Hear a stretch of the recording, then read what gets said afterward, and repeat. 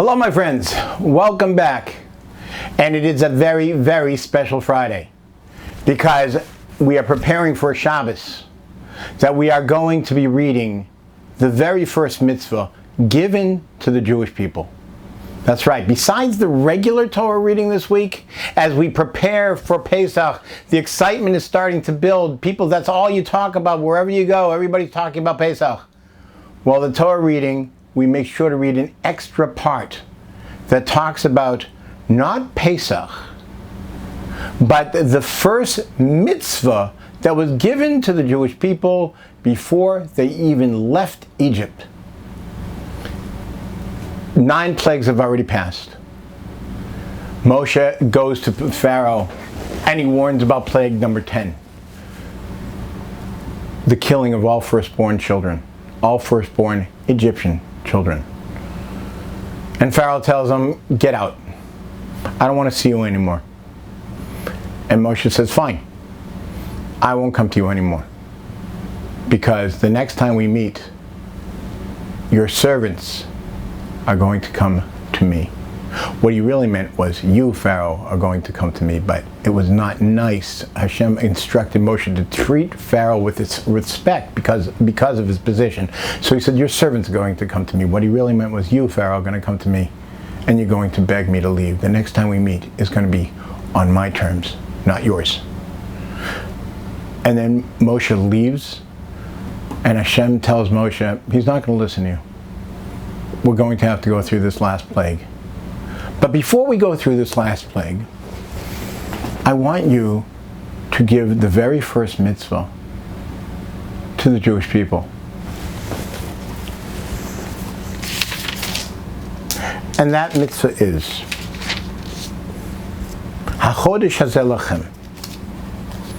This month should be for you Rosh Chodashim, the beginning of all months. Rishon hu lachem, it is the first for you, the Chodshei Hashanah, to the months of the year. What happened was that plague, the plague of Makas Bechoros, the slaying of the firstborn, was given on Rosh Chodesh Nisan, the beginning of the month of Nisan.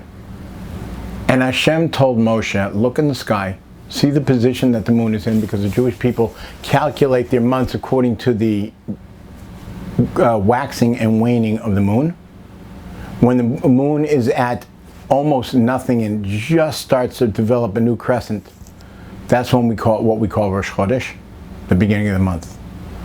He said, look at the way the moon is.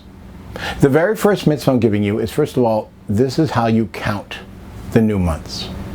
And secondly, this month I want you to set up your calendars that the month of Nisan, the month where you're going to be taken out, haven't been taken out yet, the month where you're going to be taken out, that's the month you're going to count as the first of all months. Seems peculiar. That's the first mitzvah. That's the first thing we're instructing the Jewish people. They haven't even left Egypt yet. They haven't even experienced the coming out of Egypt. They haven't experienced the last plague. They haven't gone through eaten their Korban Pesach, the Passover sacrifice. They haven't had their Seder. No. First mitzvah. Not Shabbos. Not don't kill. First mitzvah is make this month the first of all months. And make sure you make the first of every month at the beginning of the lunar cycle. Why? Why is that? What is so special? Why is that the first mitzvah? I'd like to say it's for 2 reasons. I mean, there's 2 parts to the question. What is the importance of teaching us about the lunar cycle now? And what is the importance of teaching us about Nisan, the month where Pesach falls out, being the first of all months? Let's take the second question first. The idea that Nisan is supposed to be the first of all months. We all celebrate Rosh Hashanah on Tishrei, about 6 months ago. Rosh Hashanah is a celebration of the creation of the world, the creation of man, and man crowning God as their king, and God's dominion over us. It's actually something that the entire world should recognize. But Nisan being the beginning of our calendar year is something altogether different. Hashem is telling us something. He's telling us what he instructed to tell Moshe all the way back when Moshe started to warn Pharaoh about the upcoming plagues. And he said, B'ni bechori Yisroel. My firstborn son is the Jewish people. B'ni bechori Yisroel. We are God's chosen people. When did we become God's chosen people? Our forefathers, Abraham, Isaac, and Jacob, Avraham, Yitzchak, and Yaakov, they were the forerunners. They were told that their descendants are going to be the chosen people. But when did that happen? When were we chosen? What makes us different? When God took us out of Egypt and brought us to Mount Sinai and gave us his Torah and gave us all 613 mitzvos, that's when we became his chosen people. We entered a relationship with God, very much like a marriage. When God took us out of Egypt, that was the engagement. That's when we were chosen. And then he brought us to Mount Sinai, and that was the actual wedding ceremony. The ksuva, the wedding contract, is the Torah. That's when we became chosen. And we celebrate that fact by making this the first month of our calendar year. The fact that we celebrate Rosh Hashanah as the beginning of the year when we're counting the years, and we recognize that as the beginning of the creation of the world, that's fine and good. But as far as God's relationship to us, when did that begin? That began this month.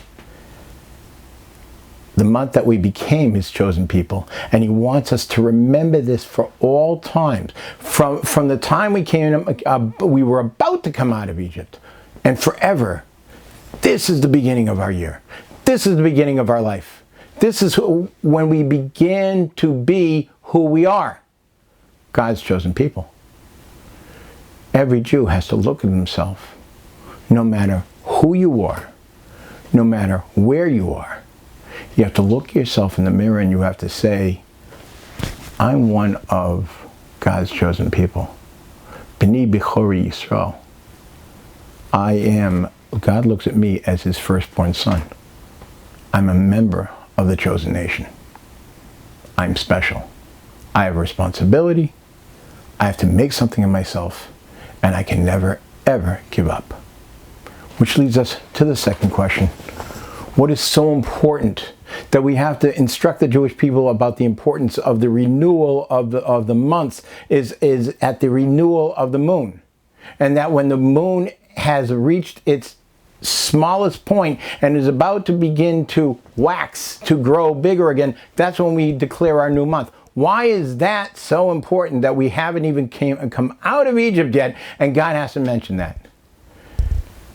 Because much of who we are as Jews and as human beings is represented by that moon.